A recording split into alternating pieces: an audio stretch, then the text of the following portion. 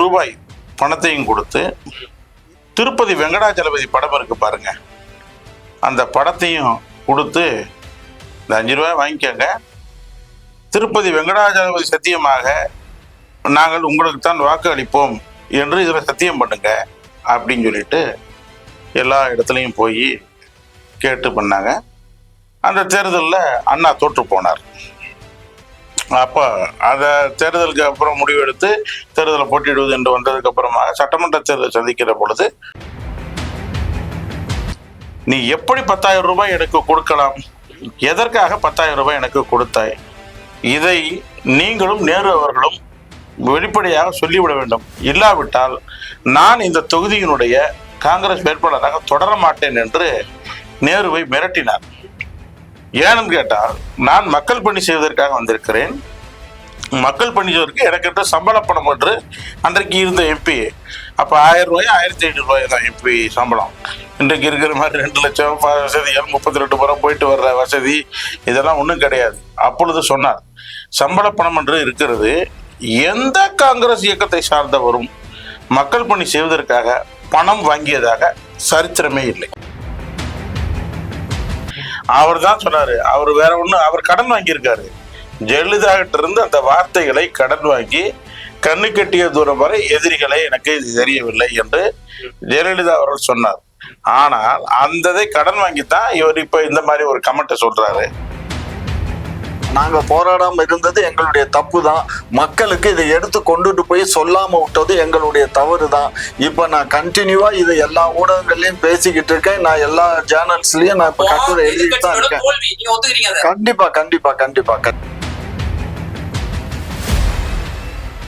நாட்டு மக்களுக்கான நன்மை, நாட்டு மக்கள் இல்ல சார், கம்பெனி எல்லாம் எந்த கம்பெனியும் கிடையாது. இங்க பாருங்க, கம்பெனிக்கு ஒண்ணும் கிடையாது. பாருங்க, நாட்டு மக்களை ஏமாற்றி மானியம் என்ற பெயரில் கடனை, நாட்டினுடைய கடனை அதிகபட்சமாக எண்ணெய் கம்பெனிகளை மூச்சு முட்ட வைத்து தத்தளிக்க வைத்ததுதான் காங்கிரஸ் காலத்தில். எண்ணெய் கம்பெனி இது முழுவதுமாக சரி செய்யப்பட்டிருக்கிறது.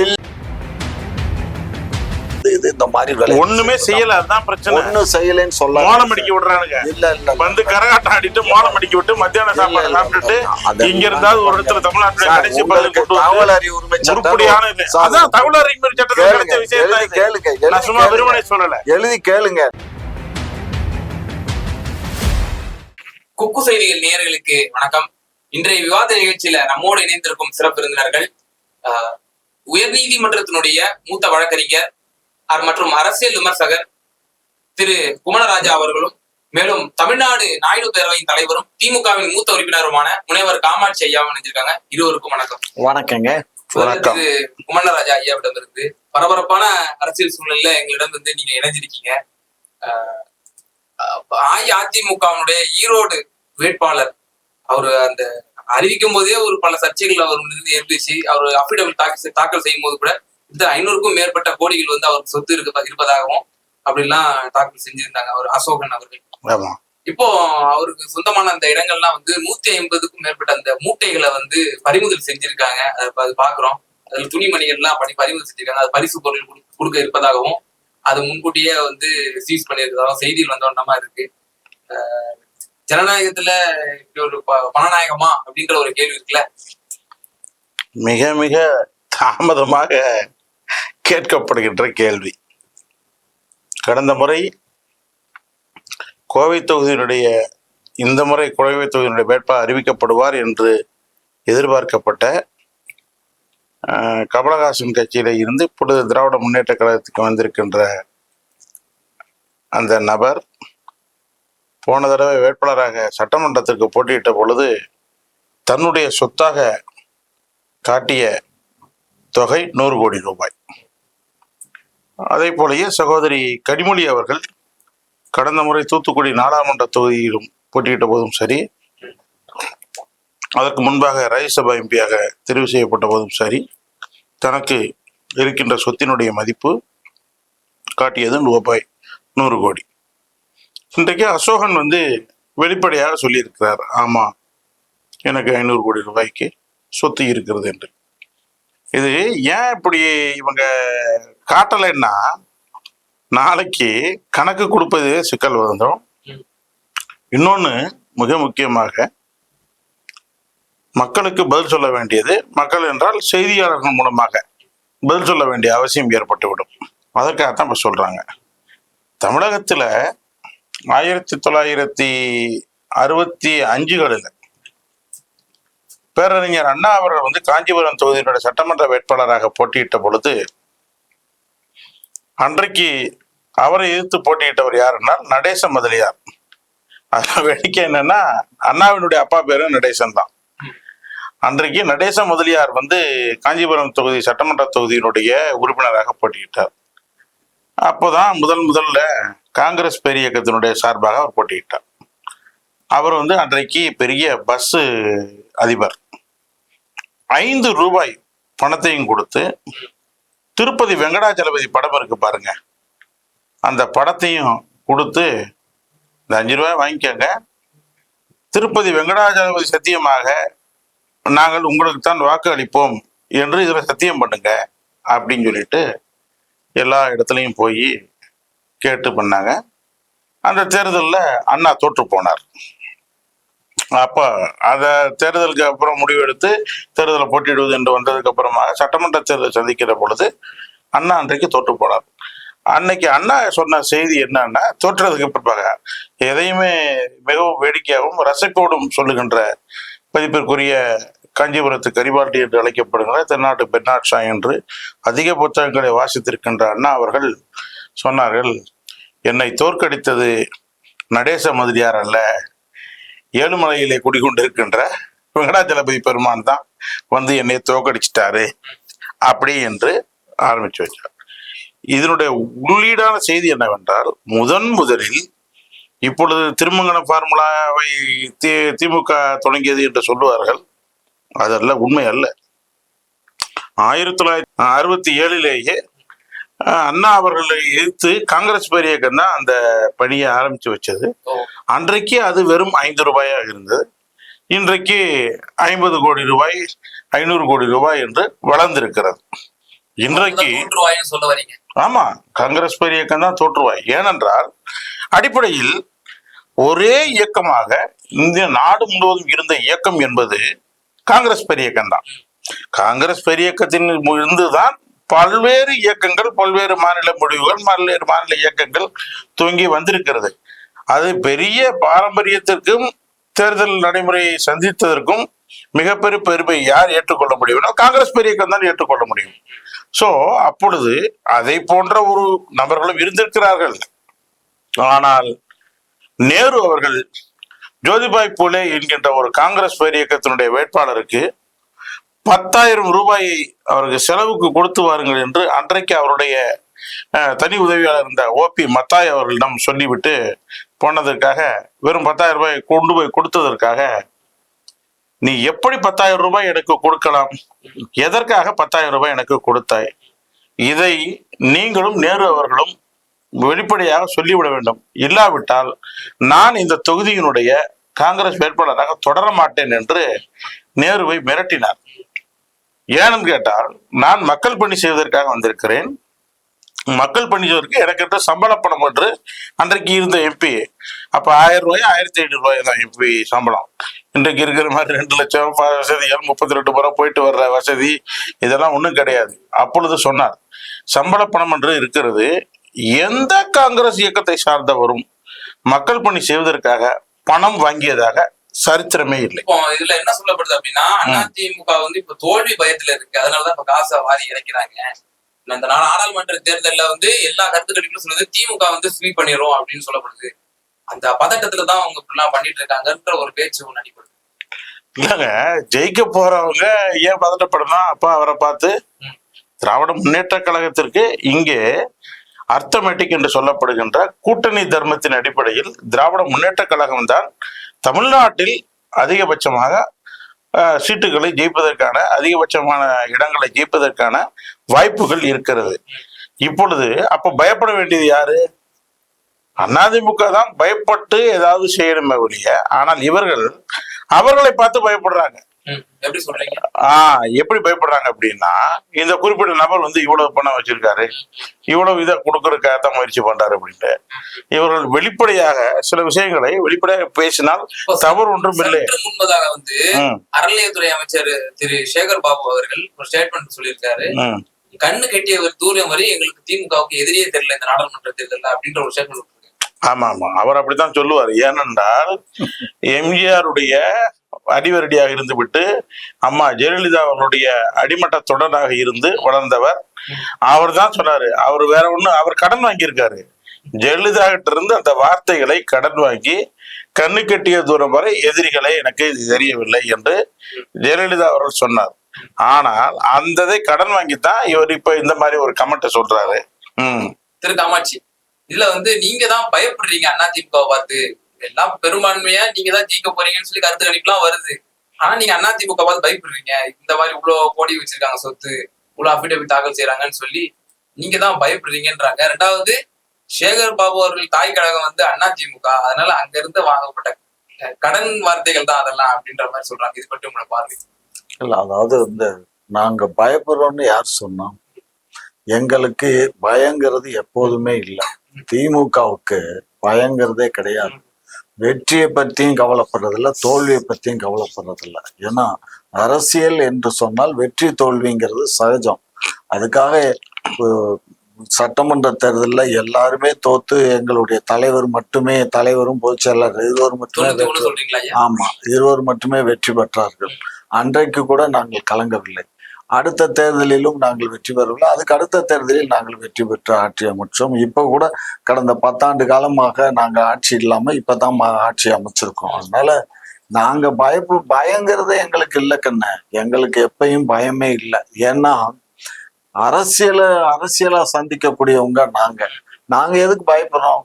ரெண்டாவது, இப்ப ஐயா சொன்னாங்க இந்த மாதிரி சேகர் பாபு அவர் கடன் வாங்கி சொல்றாருன்னு. கடன் வாங்கி சொல்லல, அவர் ஏற்கனவே அதிமுகல இருந்தவர் தான். அதிமுகல இருந்துதான் திமுகவுக்கு வந்திருக்காரு. ஏன்னா அங்க மாவட்ட செயலாளரா இருந்தாரு, எம்எல்ஏவா இருந்தாரு. அது எம்எல்ஏவா இருக்கும்போதுதான் இங்க வந்து திமுகல இணைஞ்சாரு. அதனால அது வந்து பெரிய விஷயம் கிடையாது. இப்ப நான் என்னை எடுத்துக்கிட்டா நானும் திமுகல இருந்துட்டு அதிமுக போய் தான் திரும்ப திமுகவுக்கு வந்திருக்கேன். அதனால எல்லாரும் கலைஞர் சொல்வாரு, என் உயிரின் உயிரான அன்பு உடன்பிறப்புகளேன்னுவாரு.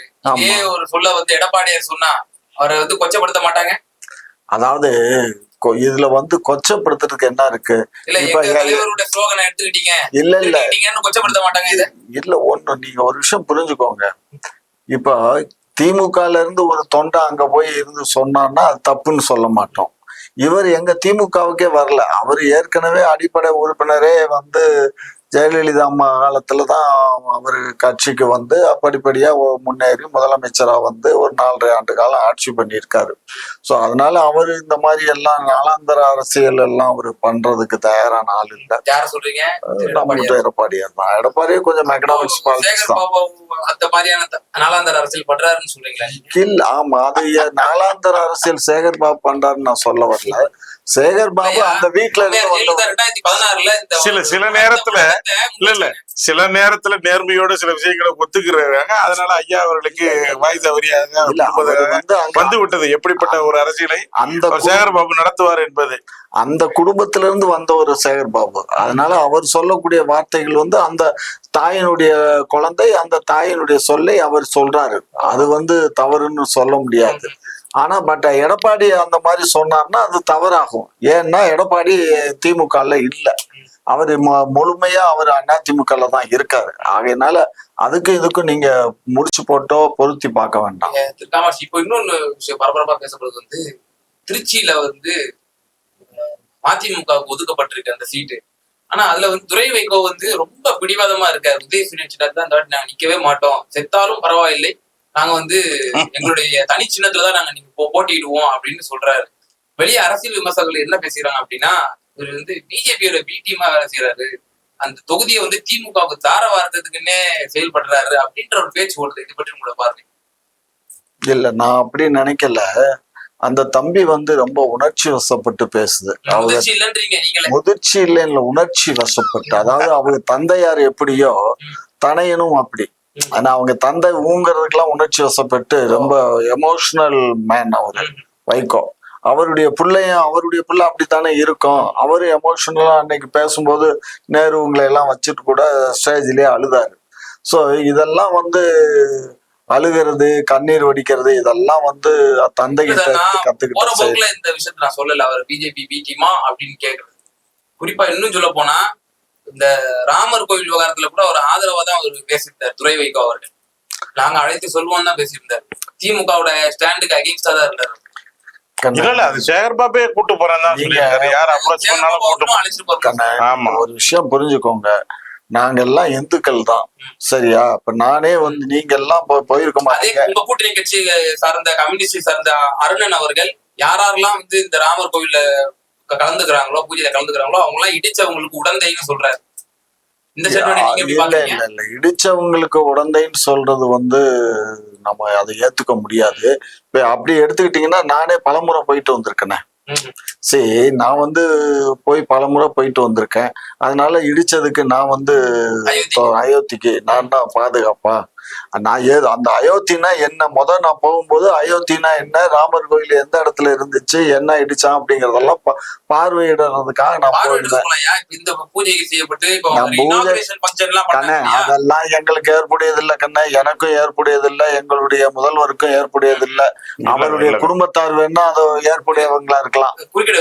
இல்லைங்க, அதாவது மிக தெளிவாக இவருக்கு ஏற்புடையது இல்லை என்று இவர் இன்றைக்கு வேணா பேட்டிக்காக சொல்லியிருக்கலாமே ஒழிய, எப்பொழுது சுயமரியாதை இயக்கம் என்று பெரியார் கடவுள் மறுப்பு கொள்கையோடு தான் தன்னுடைய இயக்கத்தை துவங்கினார். சுயமரியாதை இயக்கம் முதல்ல. அதுக்கப்புறம் விருகம்பாக்கம் மாநாடோ இது பண்ணி போட்ட பிறகு 1940 சேலம் மாநாட்டில் திராவிடர் கழகமாக பெயர் மாற்றம் செய்யப்பட்டு உதயமானது. திராவிடர் கழகத்தினுடைய அடிப்படை கொள்கையே கடவுள் மறுப்பு, கடவுளுக்கு மூட நம்பிக்கைகளை எதிர்ப்பது என்ற இந்த 2 தாரக மதத்தை வச்சுதான் பண்ணாங்க. ஆனால் எப்பொழுது அண்ணா அவர்கள் ஒன்றே குலம் ஒருவனே தேவன் என்று ஏற்றுக்கொண்டார்களோ அன்னைக்கு துவங்கிச்சு இந்த கடவுள் எதிர்ப்பு கொள்கையினுடைய விஷயத்துல அவங்க இது பண்ணி தூக்கி போட்டாங்க. அன்னையிலிருந்து இன்றைக்கு வேற யாரும் ஒண்ணும் வேண்டாங்க. இவரு கூட சொல்லுவாரு எங்களுக்கு எதிர்ப்பு தான் அப்படின்னு சொல்லிட்டு. மதிப்பிற்குரிய முதலமைச்சர் மு.க. ஸ்டாலின் அவர்களுடைய துணைவியார் அன்பு சகோதரி நம்ம துர்கா ஸ்டாலின் அவர்கள் இன்றைக்கு அவர் போகாத கோயில் இல்லை, கும்பிடாத இல்லை, செய்யாத பூஜை இல்லை, வீட்டு அங்க தனிநபர் உரிமை. உங்க வீட்டு கொள்கைகளை உங்களால செயல்படுத்த முடியல, உங்க மனைவி கிட்டயே உங்க கொள்கையை செயல்படுத்த முடியல அப்படின்னா நீங்க வேற யார்கிட்ட கொண்டு போய் நீங்க செயல்படுத்திருக்கீங்க?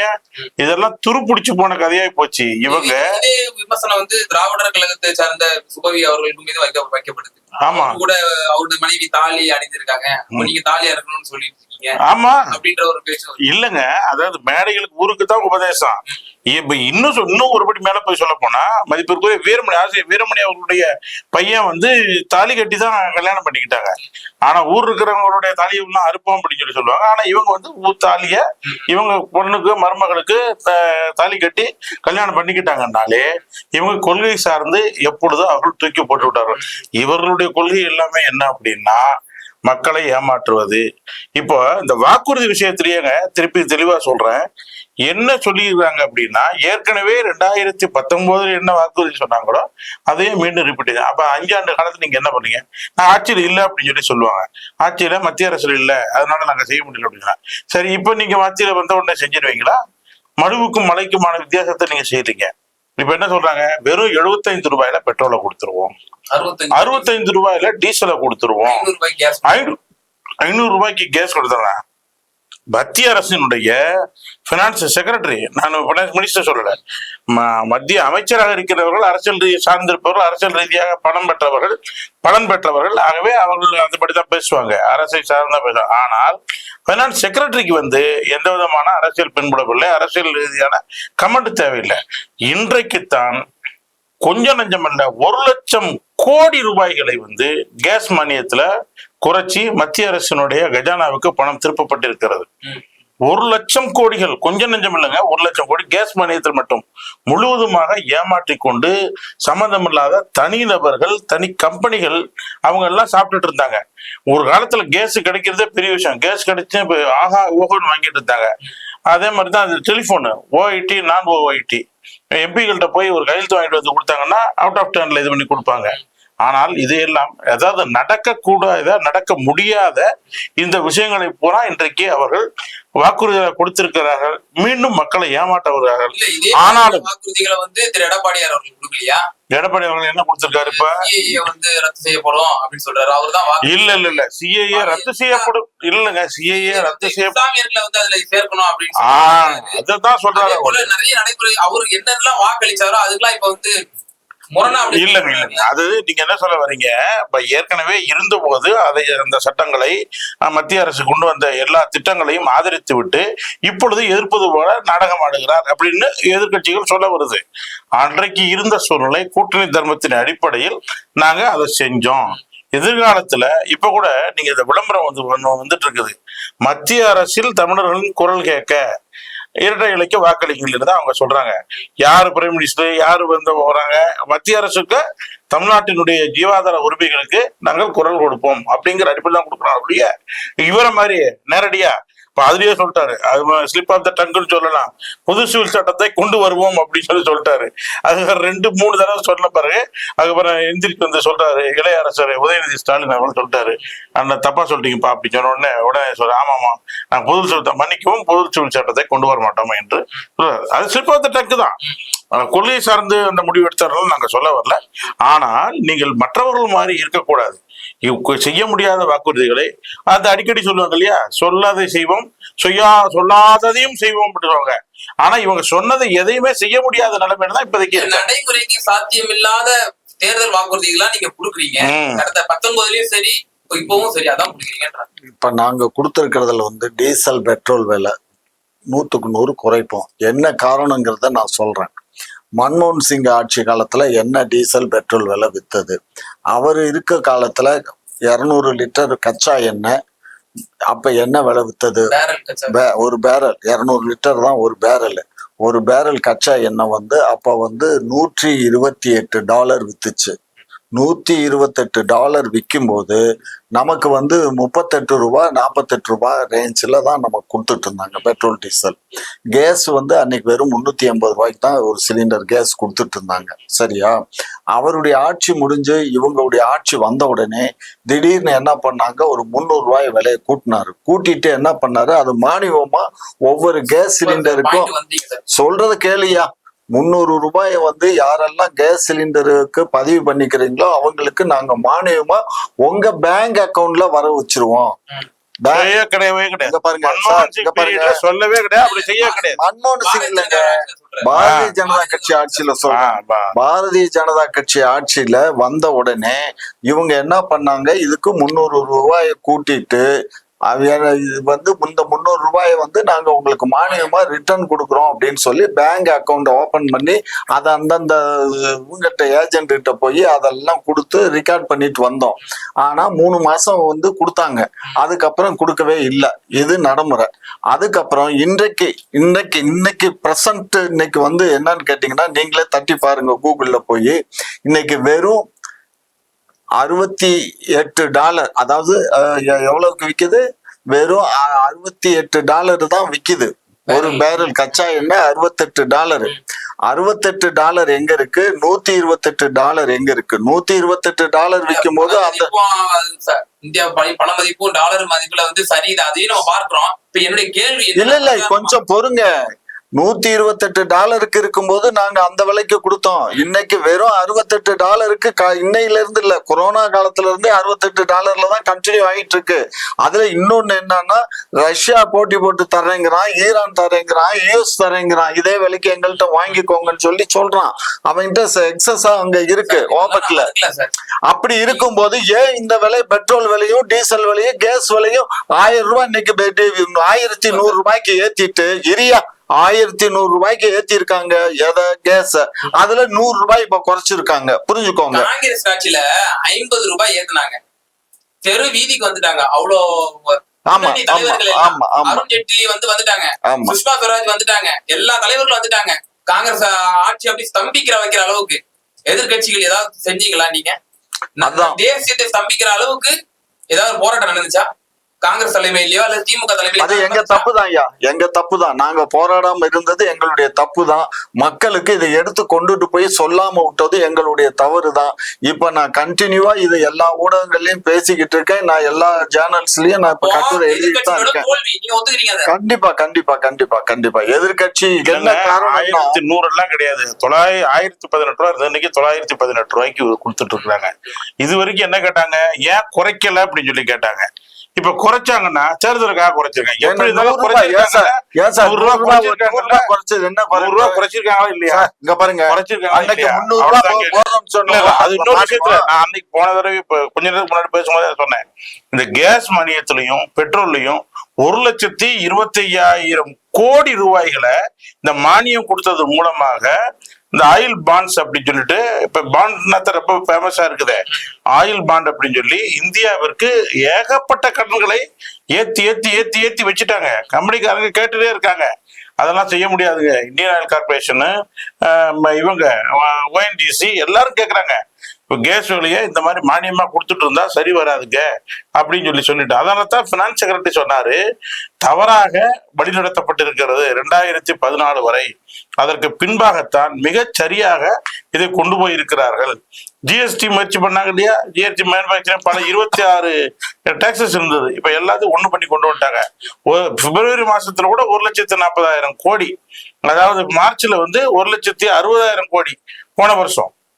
இந்த மாதிரி வேண்டிய அளவுக்கு எங்கெல்லாம் பணம் தவறாக வசூல் பண்ணப்படாமல் மத்திய அரசுக்கு சேர வேண்டிய பணங்கள் அனைத்தையும் கொண்டு வந்திருக்காங்க. மிக முக்கியமாக மக்களுக்கு சொல்லப்பட வேண்டியது என்னென்றால், 1,25,000 கோடி ரூபாய்களும் கடனை திருப்பி செலுத்தி இருக்கிறார்கள்.